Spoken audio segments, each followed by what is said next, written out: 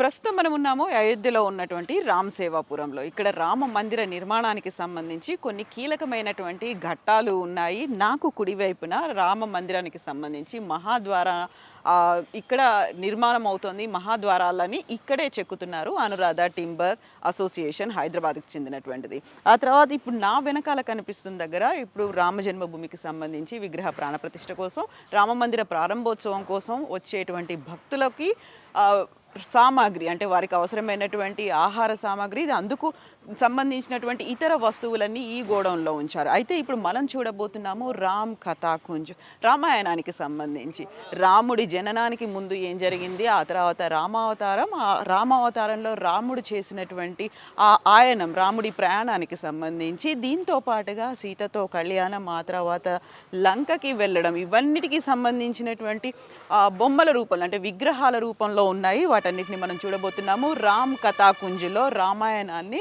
విగ్రహాల రూపంలో వివరిస్తున్నారు. ఓవరాల్గా రాముడికి సంబంధించినటువంటి చరిత్ర అంతా ఇందులో ఉంది. నాతో రండి ఒకసారి చూద్దాం.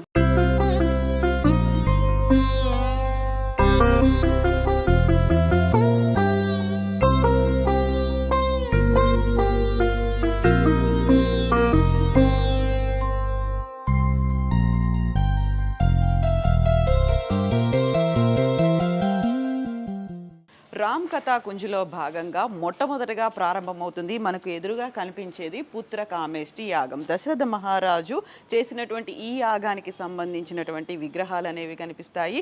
ఇది మొదటి విగ్రహంగా కనిపిస్తాయి. ఇక్కడ పుత్రకామేష్టి యాగంలో దశరథ మహారాజు తనకు పిల్లలు కలగాలి, తనకి పుత్రులు కలగాలి అని చేసినటువంటి యాగానికి సంబంధించినటువంటి విగ్రహాలు అనేవి ఉన్నాయి. ఇక రెండవ వైపు కౌసల్య, సుమిత్ర, కైకేయి ముగ్గురికి కలిగినటువంటి పిల్లలతో దశరథ మహారాజు ఆడుకుంటున్నటువంటి ఒక సన్నివేశం కనిపిస్తుంది. ఇలా రాముడు, రామచంద్ర ప్రభు జననానికంటే ముందు నుంచి ఉన్నటువంటి వివరాలన్నింటినీ వెల్లడించేలా ఉన్నటువంటి విగ్రహాల్ని ప్రస్తుతం మనం ఇక్కడ చూస్తున్నాము. మనతో పాటుగా ఉన్నారు ఇక్కడ ప్రధాన శిల్పి రంజిత్ మండల్.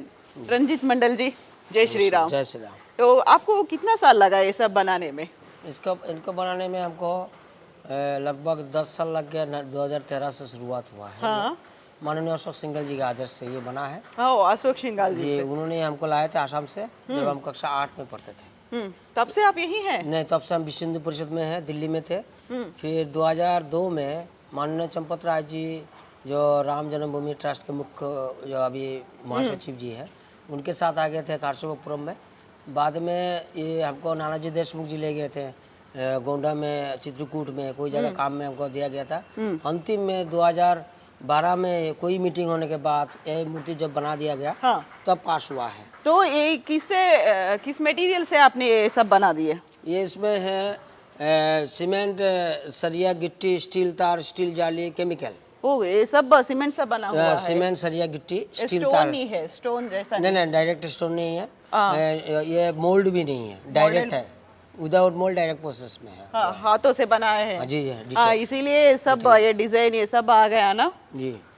तो ये सब करने में आपको कितना साल लगा? 10 साल? हाँ, 10 साल लग गया। मैं अकेले करता था। हाँ। आप अकेले ही इतने सारे विग्रह कर दिए? जी जी। तो मेरा पिताजी आए थे बीच में मदद करने के लिए। हाँ।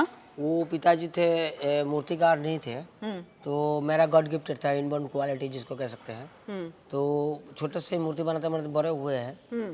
पिताजी आए थे 2015 में, 2022 में उनका निधन हुआ है, मैंने मृत्यु हुआ है। और अभी हम तो अकेले हैं, लेकिन एक लेबर ले लेते हैं कभी कभी, जो वर्क करते रहते हैं। और कितना साल लगेगा कंप्लीट होने में? वहाँ तो कलरफुल है ना वो विग्रह? वो तो सिर्फ दिखाने के लिए थे, वो माननीय अशोक सिंघल जी का आदेश था। हाँ। तो हमको सिर्फ दिखाना था वो। हाँ।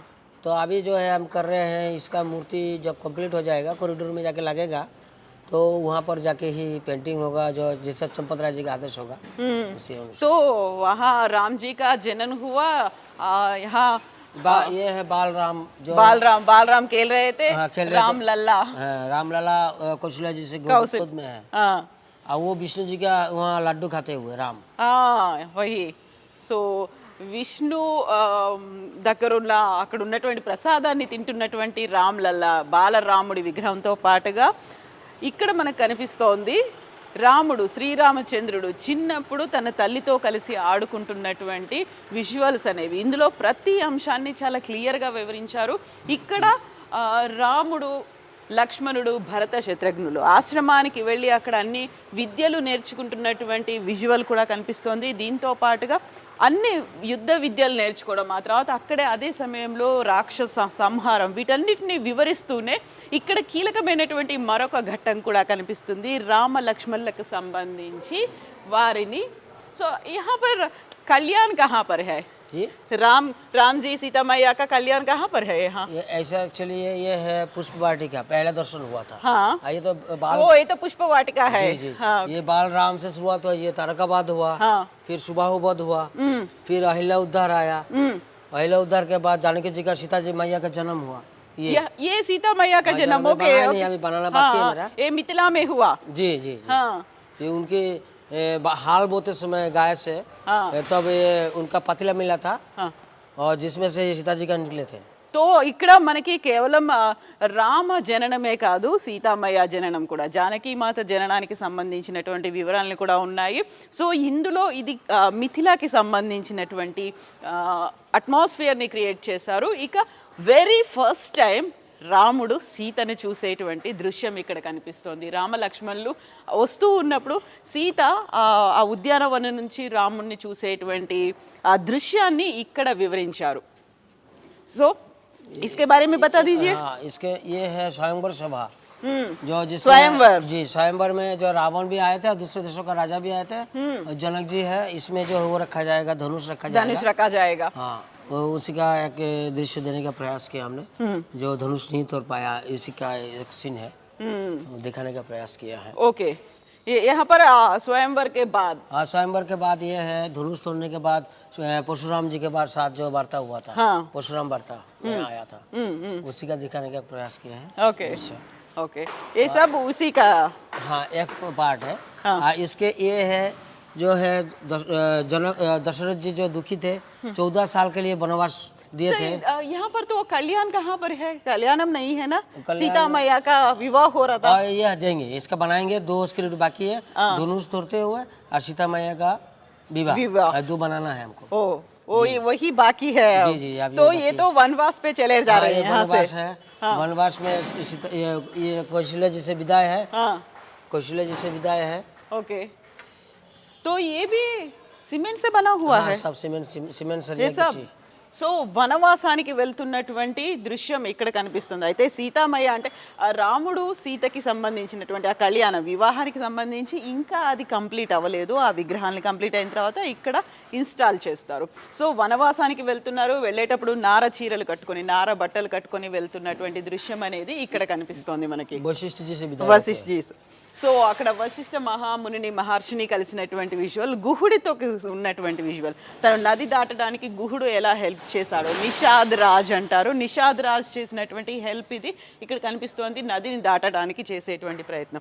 సో ఓవరాల్గా అయితే ఇక్కడ రామాయణానికి సంబంధించి ఇలా పెట్టాలి, ఏర్పాటు చేయాలని. సో ఇక్కడ రంజిత్ మండల్ గారిని తీసుకొచ్చి ఇక్కడ ఈ కాన్సెప్ట్ రామాయణాన్ని ఏర్పాటు చేయాలనే కాన్సెప్ట్ వచ్చింది విహెచ్పికి చెందినటువంటి మాజీ అధ్యక్షుడు అశోక్ సింఘాల్ గారిది.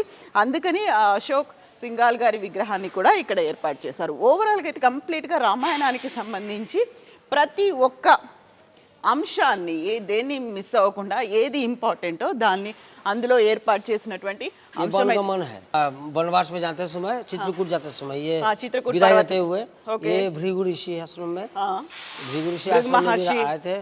ये वशिष्ठ नहीं, ये है वाल्मीकि आश्रम में भोजन मतलब आहार फलाहार की ये सीन है। अभी ये बनाएंगे यहाँ पर थाली बनाएंगे, फलाहार भी बनेगा जी।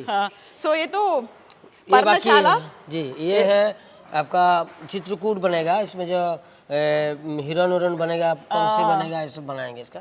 सुवर्ण हिरण वो बनेगा। यहाँ दशरथ महाराज जी का निधन है। हाँ సో ఇక్కడ ఎవ్రీథింగ్ అనేది ఉంది. అక్కడ వనవాసానికి వెళ్ళిన తర్వాత అదే పుత్ర శోకంతో మరణించినటువంటి దశరథ మహారాజుకు సంబంధించి ప్రతి ఒక్క అంశాన్ని చాలా హృదయంగా ఉండేలా చిత్రీకరించారు. ఇక్కడ ఓవరాల్గా అయితే మనకి రామాయణానికి సంబంధించి ఎవ్రీథింగ్ ఉంది. సో ఈ విగ్రహాలని కితనే సారే మూర్తియా హై యహాं पर? मूर्तियाँ तो अभी प्रसंग के हिसाब से बनाया गया है। एक एक प्रसंग में 8-10 प्रसंग 8-7 ऐसे मूर्तियाँ बनते हैं, जिसमें से हमारा अभी तक टोटल मिला के 54 प्रसंग की तैयारी में है। अभी हमको कम से कम 90 से 100 तक जाना है। हाँ, आगे और भी 100 मूर्तियाँ चाहिए। 100 मूर्ति नहीं, 100 प्रसंग। ओके, प्रसंग चाहिए। सो टॉपिक्स है ना? ऐसा वो जैसे एक एक स्क्रिप्ट में हाँ, एक 7-8 मूर्तियाँ रहता है। ओके ओके उसी का एक प्रसंग मानते हैं हमको। ओके, तो ऐसा 100 चाहिए हाँ, आपके 100 प्रसंग। चाहिए तो 54 हो गया लगभग। ఓకే, సో ఒక్కొక్క అంశానికి సంబంధించి విగ్రహాల తయారీకి ఇంకా 54 విగ్రహాలు అనేవి మిగిలిన్నాయి. ఇవన్నీ అరణ్యవాసంలో ఉన్నటువంటి విగ్రహాలు. సో यहाँ पर तो वो नहीं बना क्या, रावणासुर राम जी सीता मैया को लेके जा रहे थे, वो आगे बन रहा है अभी। वो अभी बन रहा है। जी जी, इसमें अनुसुईया है, ये अनुसुईया चित्रकूट का है, हाँ, शूर्पणखा का है। तो इसके बाद लव कुश का जनन भी होगा नहीं इसमें? नहीं, लवकुश का नहीं कब दिखाया तक जाएगा। रहेगा? दिवाली ये के दिन